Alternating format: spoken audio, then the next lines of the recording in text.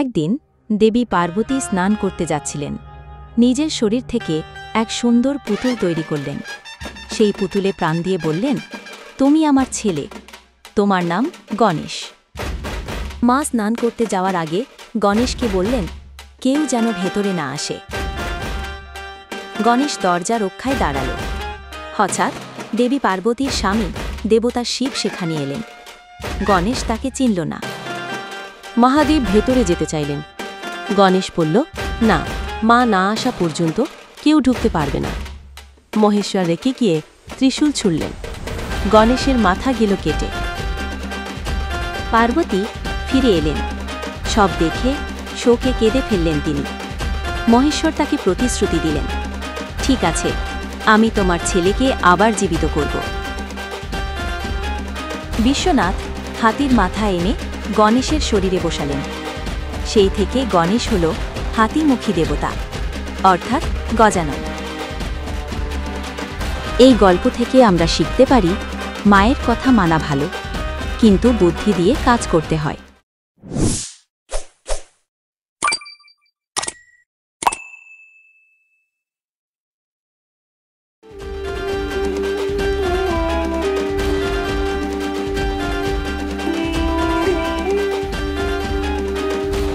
একদিন ছোট্ট গণেশের খুব মিষ্টি খেতে ইচ্ছে করল। মা পার্বতী তাকে বড় ঝুড়ি ভরে মিষ্টি দিলেন। খুদে গজানন মিষ্টির ঝুড়ি নিয়ে বনের পথে চলল, কিন্তু ঝুড়ি এত ভারী যে হাঁটতে কষ্ট হচ্ছিল। তখন তার ইঁদুর বাহন এসে বলল, আমার পিঠে চড়ো। ছোট্ট গণপতি ইঁদুরের পিঠে বসে মিষ্টির ঝুড়ি কোলে নিল। হঠাৎ এক সাপ এসে ঝুড়ির দড়ি ছিঁড়ে দিল। সব মিষ্টি গড়িয়ে পড়ে গেল। খুদে গণেশ দৌড়ে সাপকে ধরে বলল, তুই দড়ি ছিঁড়েছিস, এখন তুই দড়ি হবি। তখন গণেশ সাপকে কোমরে পেঁচিয়ে বেল্ট বানালো। সেই সময় থেকেই গণেশের কোমরে সাপ থাকে। এই গল্প থেকে আমরা শিখতে পারি, বিপদে বুদ্ধি খাটালে সমাধান মেলে।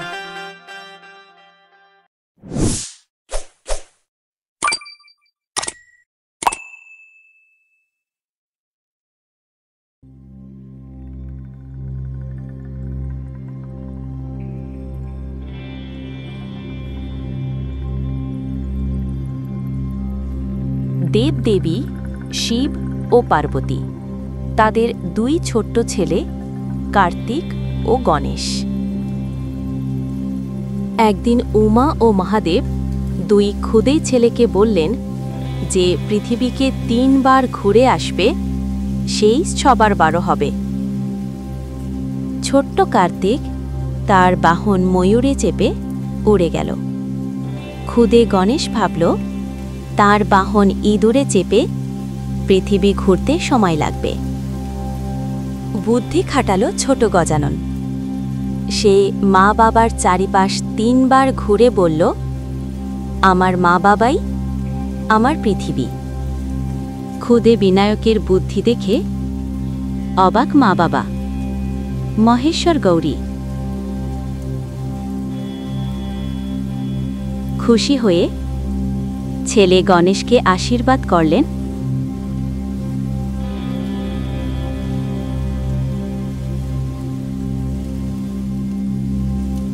এই গল্প থেকে আমরা শিখতে পারি, ভালোবাসা ও বুদ্ধি দিয়ে জেতা যায়।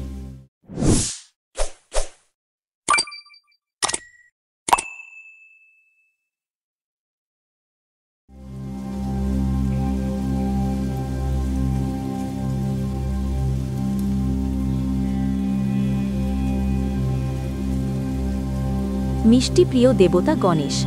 একদিন খুদে গণেশ এত মিষ্টি খেল যে তার পেট গেল ফুলে। মিষ্টি খেয়ে পেট ফুলে ওজন আরও বেড়ে গেল ছোট্ট গজাননের। হাঁটতে গিয়ে সে গেল পড়ে। তারই অবস্থা দেখে আকাশের চাঁদ হাসতে লাগল। চাঁদের হাসি শুনে ছোট্ট গণেশ গেল রেগে। অভিশাপ দিয়ে বাল দেবতা বলল, চাঁদ, তুই অহংকারী, আজ থেকে পূর্ণিমার দিনে কেউ তোকে দেখতে পাবে না। সেই থেকেই গণেশ চতুর্থীর দিনে চাঁদ দেখা অশুভ ধরা হয়।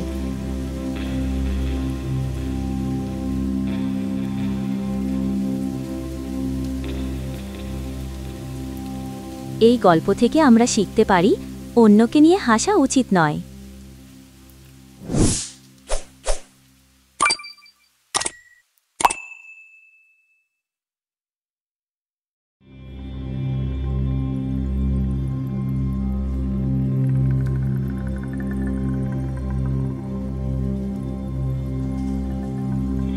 এক ঋষি ছোট্ট গণেশের কাছে এলেন।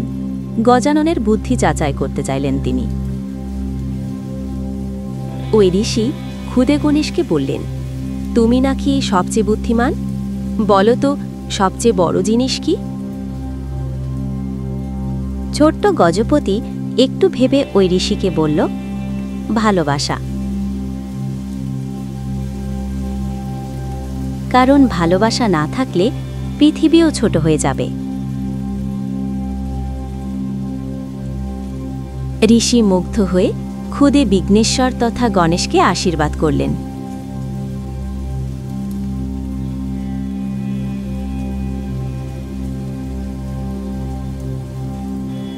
সকলের সিদ্ধিদাতা গণপতি, তার কাছে কোনো প্রশ্নের উত্তরই অজানা নয়। এই গল্প থেকে আমরা শিখতে পারি যে ভালোবাসাই সবচেয়ে বড় শক্তি।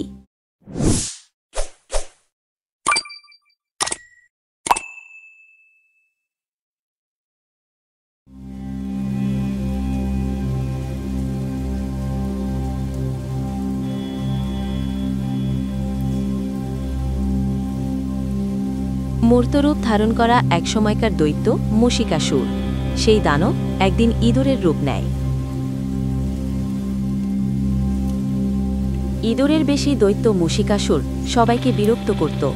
এই সমস্যার উপায় বের করল খুদে গণেশ। ইঁদুররূপী মুশিকাসুরকে ধরে খুদে গণপতি বলল, তুমি আমার বাহন হবে।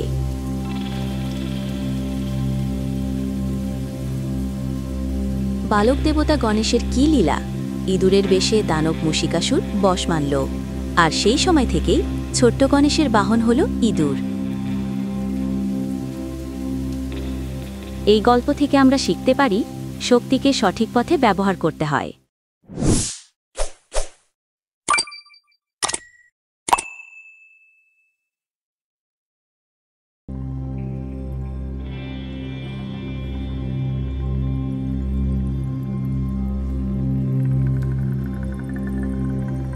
একদিন ছোট্ট গণেশ এক ঋষির কুটিরে গেল।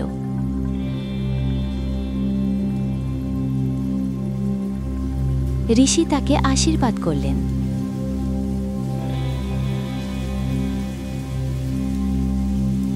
ওই ঋষি খুদে গজাননকে বললেন, তুমি যেখানে থাকবে সেখানে সুখ ও জ্ঞান আসবে। তারপর থেকেই গজপতিকে বুদ্ধি ও জ্ঞানের দেবতা হিসাবে পূজা করা হয়। বিভিন্ন শুভ কাজ, উৎসব ও অনুষ্ঠানের শুরুতেই গণেশ পূজার প্রচলন রয়েছে।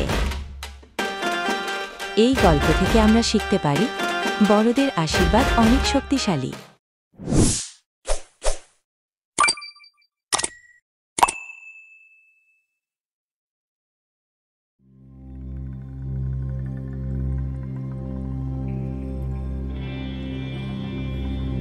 মহর্ষি বেদব্যাস হিমালয়ের পবিত্র গুহায় তপস্যা করেন। এরপর মহাভারতের সম্পূর্ণ ঘটনাটি স্মরণ করেন। মনে মনেই এই মহাকাব্যের রচনা করেন।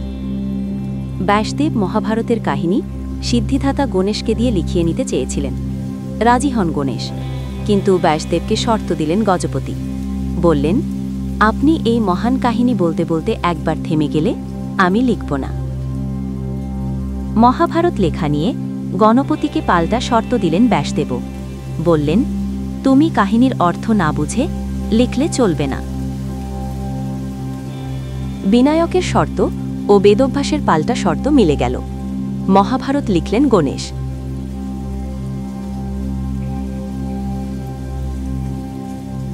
এই গল্প থেকে আমরা শিখতে পারি, ধৈর্য আর শর্ত মানা বড় গুণ।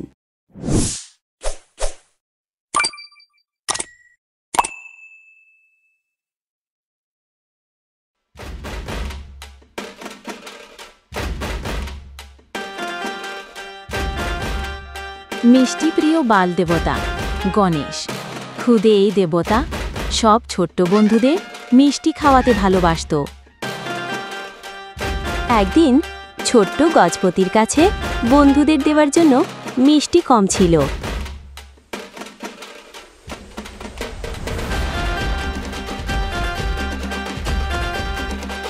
খুদে গণেশ নিজে না খেয়ে বন্ধুদের মিষ্টি খাওয়ালো। বন্ধুরা ছোট্ট গজাননকে জিজ্ঞাসা করল, তুমি মিষ্টি খেলে না কেন? খুদে বিনায়ক বলল, বন্ধুরা হাসলে আমিও খুশি।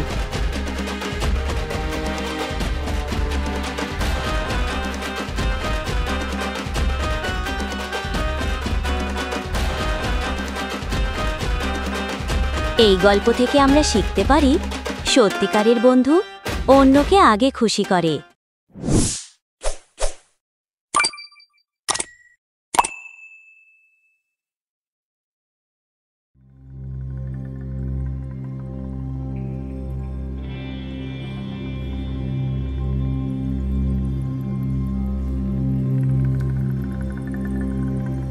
একদিন হঠাৎ এক গ্রামে হানা দিল এক দানব। গ্রামবাসীরা কাঁপছে প্রাণ ভয়ে। দানবের হানায় গ্রামবাসীর বিপদ, তাদের রক্ষায় পাশে দাঁড়ালো খুদে ভগবান গণেশ।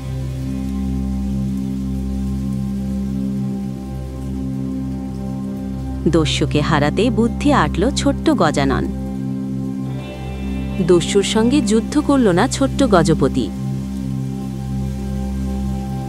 দানবকে খেলা করতে ডাকল সে। খুদে বিনায়কের সঙ্গে খেলা করতে থাকল দানব। গণেশের কাছে বশ মানল সে। গ্রামবাসীদের ক্ষতি করতে ভুলে গেল দস্যু।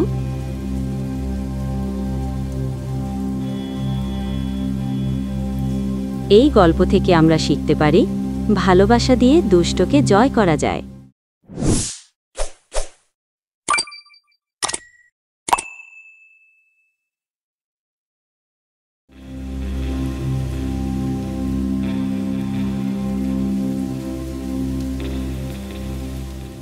ছোট্ট গণেশ একবার জাদুর এক ফুল পেল।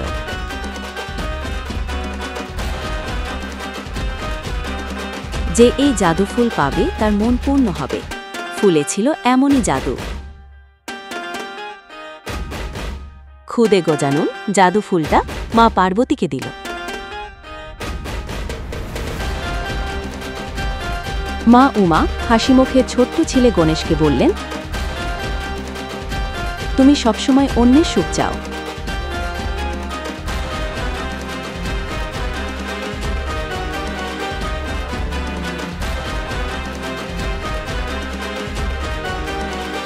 এই গল্প থেকে আমরা শিখতে পারি, সুখ ভাগ করলে বাড়ে।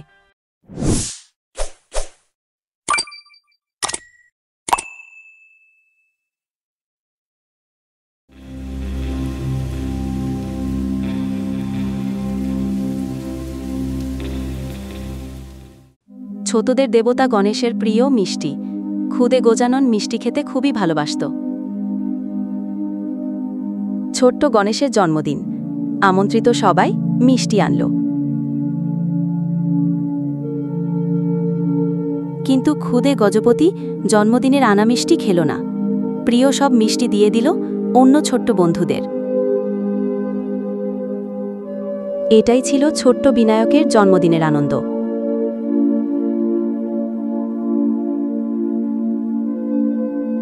এই গল্প থেকে আমরা শিখতে পারি, আনন্দ ভাগ করলে বাড়ে।